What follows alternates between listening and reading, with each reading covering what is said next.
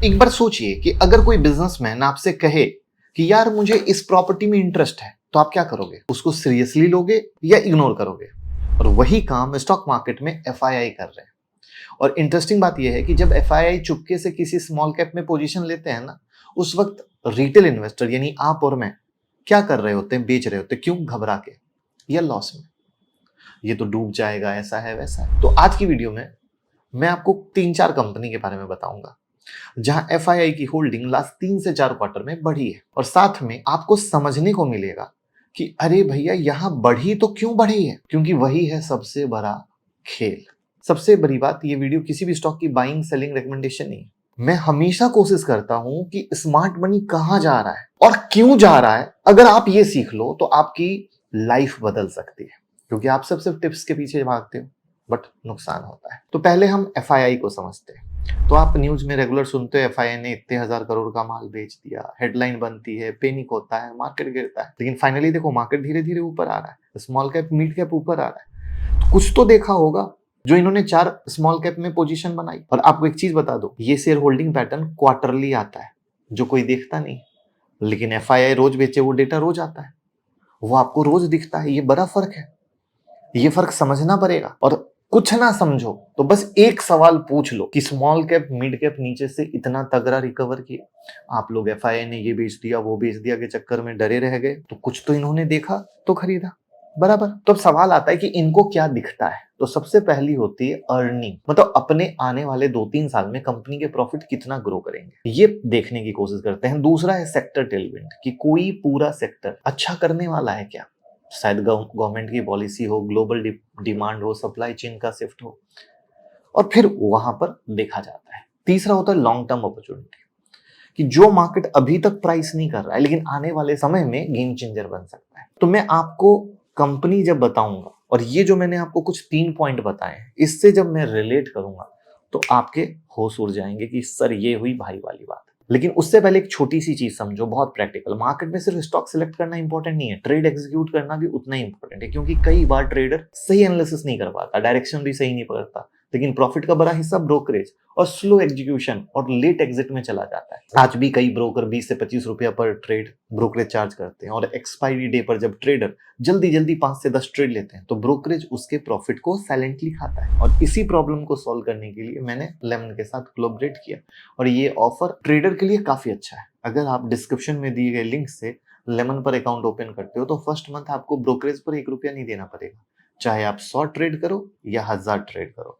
First month 0 brokerage, और second month से जब नॉर्मल ब्रोकरेज होती है तो 20 रुपए पर ट्रेड आपको लगेगा, और लेमन आपको लाइफ टाइम 50% डिस्काउंट भी देगा। ठीक है, तो ये स्पेशल ऑफर सिर्फ मेरे सब्सक्राइबर के लिए। लेकिन मैं लेमन के बारे में सिर्फ ब्रोकरेज की वजह से नहीं बोल रहा। लेमन ऐप का इंटरफेस भी ट्रेडर के लिए बहुत अच्छा है। आप डायरेक्टली चार्ट से ट्रेड कर सकते हो, बार बार विंडो स्विच करने की जरूरत नहीं पड़ती। इसके चार्ट ट्रेडिंग व्यू बेस्ड हैं, जहां आप सारे टूल्स एक जगह देख सकते हो। एक और यूजफुल फीचर है एआई सपोर्ट, जहां एआई आपके ट्रेड को बेटर मैनेज करता है, जिसपे पहले मैंने एक वीडियो भी बनाई थी, नहीं देखी हो तो जरूर देखिएगा, कैसे आप एआई बेस्ड ट्रेडिंग कर सकते हैं, जिसमें की ऑप्शन है, लिंक मैं डिस्क्रिप्शन में लगा दूंगा। और सबसे इंपॉर्टेंट फीचर है इंस्टेंट एग्जिट। अगर मार्केट सडन रिवर्स हो गया या आपको क्विक पोजीशन एग्जिट करनी है तो एक क्लिक में आप पोजीशन एग्जिट कर सकते हो। स्कैल्पिंग में ये फीचर बहुत इंपॉर्टेंट होता है, क्योंकि यहाँ 5 से 10 सेकंड का डिले भी प्रॉफिट को लॉस में बदल देता है। और अकाउंट ओपनिंग भी 100% डिजिटल है, और साथ में एएमसी यानी एनुअल मेंटेनेंस चार्ज भी नहीं देना पड़ता है। और उनकी टीम इतनी फास्ट है कि आपका अकाउंट 3 से 5 मिनट में भी ओपन कर देती है, अगर आपका डॉक्यूमेंट सही है तो अगर आप एक्सपायरी डे पर या शॉर्ट टाइम फ्रेम पर ट्रेड करते हो तो आपको 3 चीज ध्यान रखनी है: ब्रोकरेज कम हो, प्लेटफॉर्म फास्ट हो, और एंट्री एग्जिट का जो टूल्स तरीका होता है वो बहुत स्मूथ होना चाहिए। और लेमन इन तीनों को सॉल्व करता है, क्योंकि प्रॉब्लम जिसने सॉल्व कर दी उसने जंग जीत ली। तो लेमन ज्वाइन करने के लिए डिस्क्रिप्शन और कमेंट पिन में लिंक दिया गया है, उससे आप करें। लेकिन ध्यान रहे, एक्सक्लूसिव ऑफर सिर्फ उसी लिंक से एक्टिव होगा। तो अब हम देखते हैं सबसे पहली कंपनी जहां एफआईआई ने होल्डिंग बढ़ाई है, और चेहरे पे स्माइल आ जाएगी, बट फिर से कोई बाई सेल रिकमेंडेशन नहीं है। एमटीएआर टेक्नोलॉजी, इस कंपनी का पी रेशियो भी 239 के पास है। अब ये सुन के भागना नहीं, क्योंकि पी का जो नंबर देखना है, आप लोग जो देखते हो वो गलत है। क्योंकि पी को सिर्फ 239, 250 ऐसे नहीं देखा जाता है।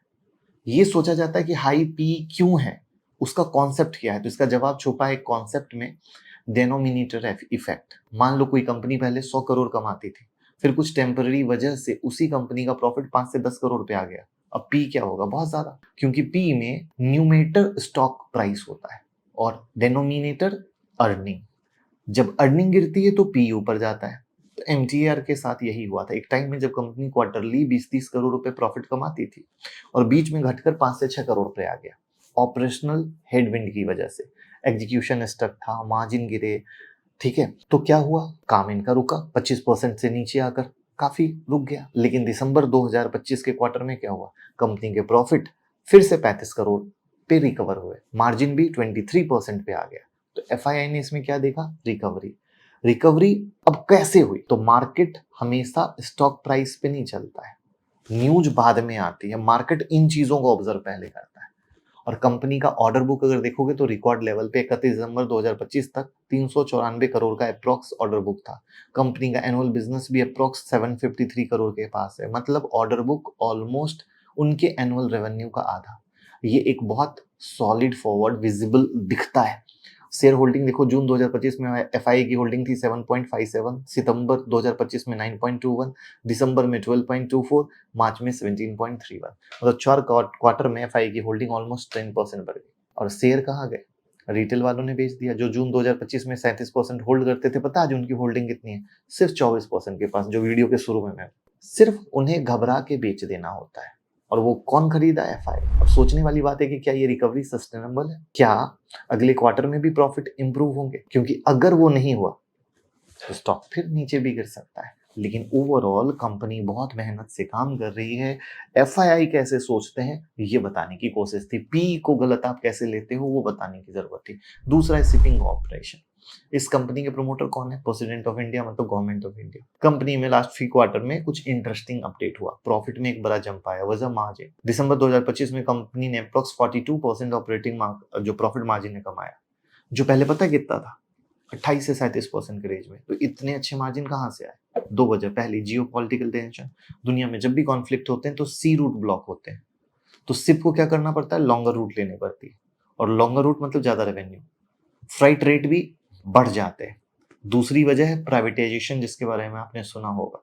और यही असली गेम चेंजर है इस स्टोरी में। आपने department of investment and public asset management, Deepam जिसे कहा जाता है, अभी इस कंपनी के स्ट्रेटेजिक डिसइन्वेस्टमेंट के प्रोसेस में। और जब भी किसी पीएसयू के प्राइवेटाइजेशन की बात आती है, मार्केट उस स्टॉक को एक स्ट्रक्चरल प्रीमियम देता है, क्योंकि प्राइवेट मैनेजमेंट के हाथ में आकर इफिशियंसी बढ़ती है, कैपिटल एलोकेशन बढ़ता है। तो एफआईआई की होल्डिंग पता है जून 2025 में कितनी थी? 6.14। और मार्च 2026 में पता कितनी है? 8.98। अब आपको रिटेल की बताऊं, 27.55% से घटी, कहाँ आ गई? 24.79। इन्वेस्टर ने बेचा, डिस्काउंट में बेचा। अब यहाँ पर एक चीज और है कि अगर जियो पॉलिटिकल टेंशन रिजॉल्व होती है तो मार्जिन में प्रेशर आएगा।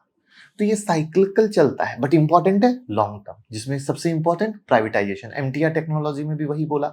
उसको फायदा किस चीज से हुआ? न्यूक्लियर से। न्यूक्लियर जैसी चीजों को किसने पकड़ा? एफआईआई ने पकड़ा। आप डरते रह गए। तीसरी कंपनी आती है सैली इंजीनियरिंग प्लास्टिक। ये 1987 से मार्केट में है। इंडिया का लार्जेस्ट प्लास्टिक कंपोनेंट एक्सपोर्टर है। ये plastic component mainly medical device, FMCG और इंडस्ट्री के लिए बनाती है। अब रिजल्ट देखिए, पहले कंपनी क्वार्टरली 6 से 13 करोड़ कमाती थी। सडनली लास्ट क्वार्टर में 30 करोड़, 36 करोड़, 41 करोड़ और 36 करोड़ का प्रॉफिट। कहाँ से आया? मार्जिन बढ़े। पहले 14 से 17% के मार्जिन थे, अब 29% के मार्जिन के रेंज में आ। कंपनी एक्सपेंड भी कर रही है। अबू धाबी में एक नया फैसिलिटी बना रही है मेडिकल डिवाइस का मैन्युफैक्चरिंग के लिए। Investment around 130 to 150 million dirham के पास है। एक दिराम रफली 25 के आसपास होता है, 25 रुपए के पास। आप कैलकुलेट करो कितना बिग बेट है। अब इसी पे होल्डिंग देख लो, जून 2025 में 9.71% था, मार्च 2026 में पकड़ लो 16.73, 7% की बढ़ोतरी है। कितने क्वार्टर में? 4 क्वार्टर में। और मजेदार पता है, डीआईए ने यहाँ बेचा है। इनकी होल्डिंग 14.13% से घटकर 10.61% पे आ गई। मतलब स्ट्रॉन्ग हैंड से स्ट्रॉन्ग हैंड में शेयर जा रहा है। ये भी इंटरेस्टिंग ऑब्जर्वेशन है।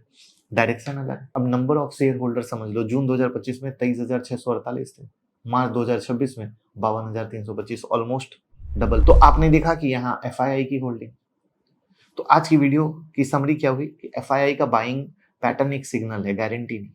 लेकिन जब स्मार्ट मनी किसी स्टॉक में घुसती है उसके पीछे कारण होता है। आप खाली इसने बेच दिया उसने बेच दिया घबरा जाते हो। आप एमटीआर के पीछे न्यूक्लियर की कहानी है, शिपिंग कॉर्पोरेशन के पीछे आपने देखा कि प्राइवेटाइजेशन और मार्जिन कैसे बढ़े ड्यू टू ग्लोबल इशू, उसकी कहानी है। सेल इंजीनियरिंग खुद को एक्सपेंड कर रही है, बेहतर सेक्टर में बैठी है जो फ्यूचर का सेक्टर है, उसकी कहानी। तो सबकी अपनी अपनी कहानी है, जो मैंने वीडियो के शुरू में भी कहा था। और वही कहानी को एफआईआई ने समझा और उसको फायदा लेने की कोशिश की। हम सिर्फ हेडलाइन में पढ़े, इसने खरीदा उसने बेचा, हम डर के मारे अरे पोर्टफोलियो निगेटिव है, बेच दिया। अब 4 क्वार्टर में आप खुद कैलकुलेट कर लो कि एफआईआई ने इसमें मजा लिया कि नहीं लिया। तो यही सीखने की चीज होती है और ये सीखते हैं तो मजा मिलता है। लेमन का अकाउंट लिंक डिस्क्रिप्शन और कमेंट में पिन है, आप अकाउंट ओपन करें, सपोर्ट करें। Thank you.